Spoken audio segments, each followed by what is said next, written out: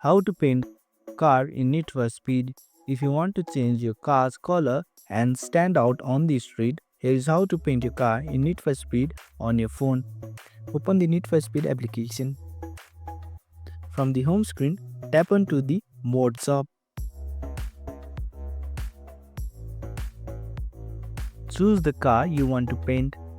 Then tap on Customize or Visual Customization depending on your game version. So let's choose our car. As you can see in the screen, down below there are various options such as parts, color, wrap, stance. You have to select color.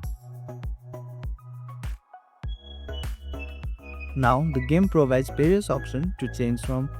You just have to select the desired color and the paint will be changed on your car. So just tap to select. You can also choose from which part to color, such as body, neon, front neon, wheels, window trims, and many more. Select the one that you desire and tap Save to apply the new color. Your car is now freshly painted and ready to race. And that's how to paint your car in Need for Speed on your phone. Thanks for watching. If you found this helpful, give it a thumbs up and consider subscribing for more tutorials.